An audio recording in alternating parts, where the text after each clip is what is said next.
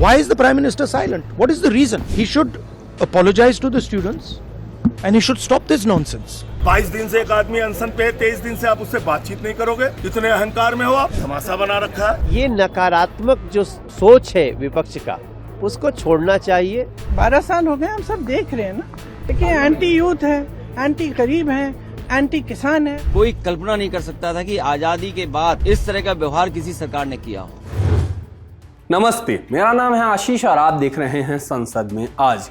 कल संसद भवन के बाहर जो माहौल था, आज उसके एकदम उलट तस्वीर थी। हवा में शांति और ठंडक दोनों थे, लेकिन सिर्फ संसद भवन की बाउंड्री के बाहर, क्योंकि भीतर आज भी तपिश देखने को मिली।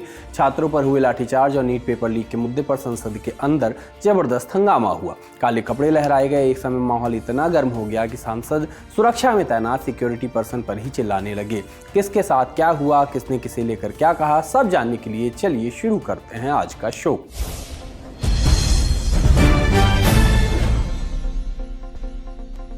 कल तो कुछ कामकाज हो नहीं सका था, इसलिए उम्मीद थी कि सत्र के दूसरे दिन कुछ काम तो होगा। सरकार की अपनी तैयारी थी और विपक्ष की अपनी। सुबह 11 बजे लोकसभा की कार्यवाही शुरू हुई। प्रश्नकाल का पहला सवाल पूछा जाता, उससे पहले ही नेता विपक्ष राहुल गांधी की अगुवाई में पूरा विपक्ष कुर्सी से उठ गया।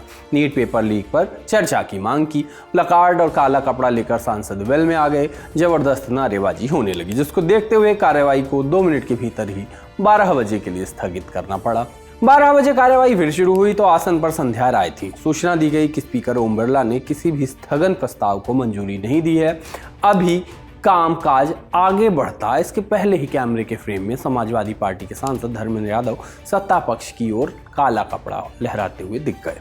इसी हंगामे के बीच कुछ विधायी कामकाज हुए। लिस्टेड बिजनेस लिए जाने के बाद चेयर ने सदन की कार्रवाई को 2 बजे तक के लिए स्थगित कर दिया। माननीय सदस्यगण, प्लीज कृपया आप अपने अपने स्थान पर बैठे। कई माननीय सदस्यों का शून्यकाल है, कई माननीय सदस्यों का 377 लगा हुआ है। आप सब जो चर्चा चाह रहे हैं, आप बैठिए। आप सारे विषयों पर चर्चा कराएंगे माननीय अध्यक्ष की अनुमति के अनुसार। देश सदन की कार्रवाई देख रहा है। मैं आप सबसे प्रार्थना करती हूँ कि आप सब अपने अपनी सीट पर विराजें और सदन की कार्रवाई को चलने दीजिए। 2 बजे लोकसभा की कार्यवाही फिर से शुरू हुई। इस बार चेयर पर दिलीप सैकिया थे। उनके आते ही विपक्षी सांसद वेल में आ गए। मुद्दा वही था जिस पर सुबह से विपक्ष चर्चा की मांग कर रहा था। छात्रों पर लाठीचार्ज क्यों हुआ, विपक्ष इस पर सरकार से जवाब चाह रहा था। पेपर लीक के बाद एजुकेशन मिनिस्टर के इस्तीफे की मांग तो हो ही रही। आज के बिजनेस के हिसाब से नियम 377 के तहत चर्चा होनी थी, लेकिन हो नहीं सकी क्योंकि विपक्ष अपनी मांग पर अड़ा था। जिसके बाद हंगामे को देखते हुए सदन की कार्यवाही को 22 जुलाई की सुबह 11 बजे तक के लिए स्थगित कर दिया गया। आप सभी से मेरा निवेदन है, अपने आसन पर जाइए और आप सब लोग अपने आसन पर बैठिए। ऐसा मत कीजिए। ये बैनर पोस्टर, ये काले कपड़े, ये सदन का गरिमा को ठेस पहुंचाता है। ये ठीक नहीं है। आप सदन नहीं चलाना चाहते। 2 दिन हो गया है, बार बार वेल में आकर के आप सदन के कार्यवाही को बाधित कर रहे हैं। लोकसभा के बाद अब बात राज्यसभा की। कार्यवाही सुबह 11 बजे शुरू हुई। सबसे पहले नेता प्रतिपक्ष मल्लिकार्जुन खड़गे को जन्मदिन की बधाई दी गई। सदन में एकदम शांति थी। इसी माहौल में सदन पटल पर पत्र रखे गए। केंद्रीय स्वास्थ्य मंत्री जेपी नड्डा ने एम्स अधिनियम के तहत भुवनेश्वर एम्स में एक पद भरने का प्रस्ताव रखा।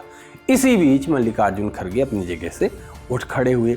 छात्रों के प्रोटेस्ट और प्रदर्शनकारियों पर लाठीचार्ज का मुद्दा उन्होंने उठाया। दुर्दैवी घटना हो गई और वो दुर्दैवी घटना में हमारे जो स्टूडेंट्स पेपर लीक और नीट एग्जामिनेशन के बारे में जो आवाज उठा रहे हैं, उनके ऊपर लाठीचार्ज किए, टीयर गैस दिए, उनको नेता प्रतिपक्ष की ओर से जैसे ही छात्रों पर लाठीचार्ज का मुद्दा उठा, सदन में शोर मच गया, जिसके बाद कार्रवाई को 12 बजे तक के लिए स्थगित कर दिया गया। 12 बजे कार्यवाही शुरू होते ही हंगामा होने लगा, जिसको देखते हुए 1 मिनट के भीतर ही राज्यसभा की कार्यवाही को दूसरी बार 2 बजे तक के लिए स्थगित कर दिया गया। सदन के अंदर जब बात रखने का मौका नहीं मिला तो खड़गे ने संसद परिसर में जाकर आरोप लगाए, सरकार पर अराजकता फैलाने का आरोप लगा और सदन के अंदर फिर से माइक बंद होने का आरोप भी लगाया गया। और लाठीचार्ज हुआ है और टीयर गैसेस छोड़े हैं और सभी स्टूडेंट्स को उनको मारपीट करके बहुत से लोग हॉस्पिटल में भी है। तो जो अन्याय और अत्याचार और जो एक उनके ऊपर दबाव बनाया जा रहा है उसके खिलाफ हम पार्लियामेंट में उनके कंसेंट से आवाज उठाने के लिए, बात रखने के लिए समय भी पूछा था और हमने उठ के बात करने के लिए तैयार हो गए। लेकिन यूं ही हम उठे, यूं ही एक शब्द बोले, एक ही शब्द, तो माइक ऑफ हो गया, बंद हो गया। ये डेमोक्रेसी है। अरे डेमोक्रेसी में अगर डिबेट नहीं चाहते आप, डेमोक्रेसी में अगर आप हमारी बात सुनना नहीं चाहते हैं तो हम कहाँ जाए कि कल भी जो हम बात करना चाहते थे उठाए, उस वक्त भी मौका नहीं दिया, लेकिन हमको जेल के जैसा अंदर रखा गया, बाहर आने नहीं दिया। क्या बात है? अरे पार्लियामेंट के बाहर भी अगर एमपीज नहीं आ सकते तो उनको सुरक्षा नहीं है तो किनको है? तो देश आज एक अराजकता के तरफ चल रही है और मोदी जी होम मिनिस्टर इसको कंट्रोल करना नहीं चाहते हैं और वो अपनी बात सदन में रखना भी नहीं चाहते हैं। इसीलिए ऐसे एटीट्यूड को हम कंडेम करते हैं। विपक्ष की ओर से जो तेवर संसद परिसर में दिखाए जा रहे थे वही तेवर सदन के अंदर भी जारी रहे। 2 बजे राज्यसभा की कार्यवाही फिर से शुरू हुई। इस बार सभापति सीपी राधाकृष्णन की जगह चेयर पर उपसभापति हरिवंश थे।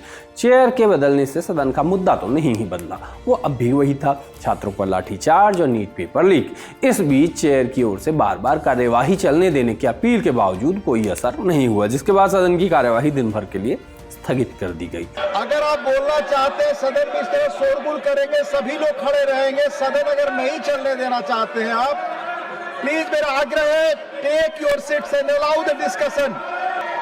सदन के एटिकेट्स के रूल हैं, सदन की मर्यादा है, कृपया इसका पालन करिए। अगर आप सब इस तरह से चेयर पे खड़े होकर शोर करेंगे तो आप सदन नहीं चलाना चाहते।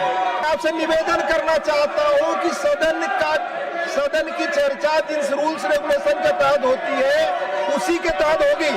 Please, the house stands adjourned to meet at 11 AM on Wednesday, the 22nd July 2026. सदन के अंदर का हाल आपने देखा। बारी संसद परिसर से आई तस्वीरों की, बयानों की। सबसे पहली तस्वीर नेता विपक्ष राहुल गांधी और लोकसभा स्पीकर ओम बिरला की मीटिंग की है। राहुल के साथ इस मीटिंग में विपक्ष के बाकी नेता भी शामिल हुए थे। मीटिंग में छात्रों पर हुई लाठीचार्ज और पेपर लीक के मुद्दे पर चर्चा की मांग हुई। स्पीकर के पास गए हम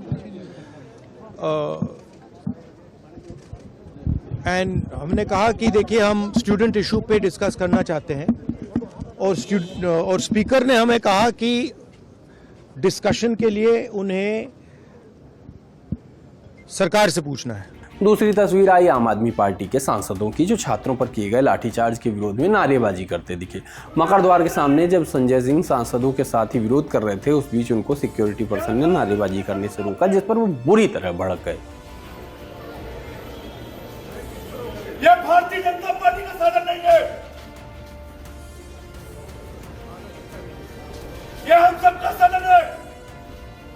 यहाँ गुंडागर्दी के खिलाफ नारे लगाएंगे, यहाँ को रोक दिया आपने। उनके नाम पे अलॉटमेंट थोड़ी हो गया संसद का। कल इतनी बर्बरता पूर्वक लाठीचार्ज हुआ, आपने देखा किस तरीके से नौजवानों को लाठियों से पीटा गया। नकली लोग आए हुए थे। हम नारे नहीं लगाएंगे।